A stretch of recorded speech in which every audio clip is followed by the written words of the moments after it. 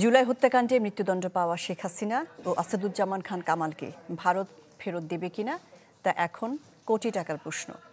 বাংলাদেশ সরকার, শহীদ আহত পরিবার সহ বিভিন্ন পর্যায়ের মানুষের প্রত্যাশা দেশে এনে তাদের সাজা কার্যকরের। যদিও আসামি ফেরতে ঢাকা দিল্লির চুক্তি থাকলেও আইনের মারপ্যাচের সুযোগ নিতে পারে ভারত, বলছেন দেশটির মানবাধিকার কর্মীরা। ক্ষমতাচ্যুত প্রধানমন্ত্রী শেখ হাসিনার মৃত্যুদণ্ড হয়েছে, একই সাজা হয়েছে তার স্বরাষ্ট্রমন্ত্রীরও। এখন তাদের সাজা কার্যকর করতে দেশে ফেরত আনার দাবি উঠেছে সব মহল থেকে। ফিনলে ইংলিশ ব্রেকফাস্টটি, যার কড়া স্বাদ আর সতেজ সুবাস দেয় চুমুকেই চমৎকার একটা দিন। এরই মধ্যে যাদের আশ্রয়ে আছে শেখ হাসিনা ও আসাদুজ্জামান খান কামাল, সেই ভারতের কাছে চিঠি দিয়েছে পররাষ্ট্র মন্ত্রণালয়।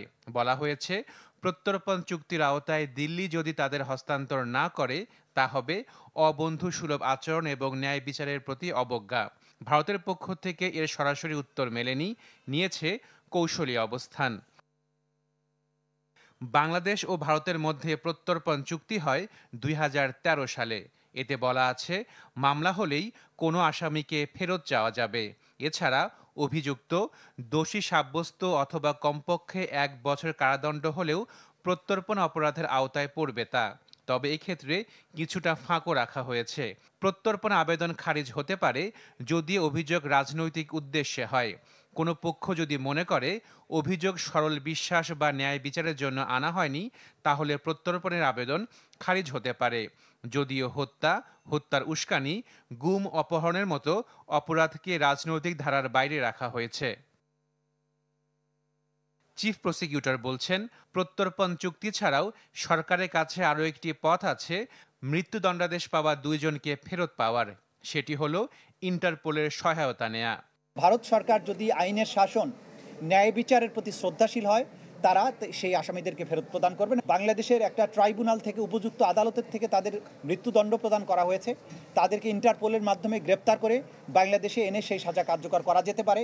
তবে খোদ ভারতের মানবাধিকার কর্মীরা বলছেন, চুক্তির মারপ্যাচে শেখ হাসিনা ও কামালকে ফেরত পাঠাতে ভারতকে বাধ্য করা সম্ভব হবে না। তিনি কিন্তু ভারতের মাটিকে ব্যবহার করে তিনি কিন্তু ক্রমাগত রাজনৈতিক বিবৃতি দিয়ে যাচ্ছেন এবং অর্থাৎ ভারতবর্ষ শেখ হাসিনাকে একজন রাজনৈতিক ব্যক্তিত্ব এবং তার কাজকর্মকে একটা রাজনৈতিক কাজ হিসেবেই দেখছে। অপরাধের ধরন যদি রাজনৈতিক হয় তাহলে বন্দি প্রত্যর্পণ নাও করতে পারে। সেই ধারা কিন্তু এক্ষেত্রে কার্যকরী করার যথেষ্ট সুযোগ পাবে। ভারত এক্ষেত্রে সেই সুযোগটা নেবে, এটা নিশ্চিতভাবে বলা যায়। কাজেই ভারত যে শেখ হাসিনাকে বাংলাদেশের হাতে তুলে দিতে বাধ্য হবে, একথা বলা যাচ্ছে না।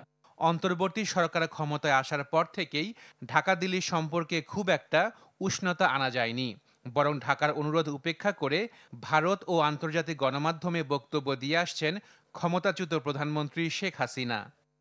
Ashikin Prince, channel 24, Dhaka.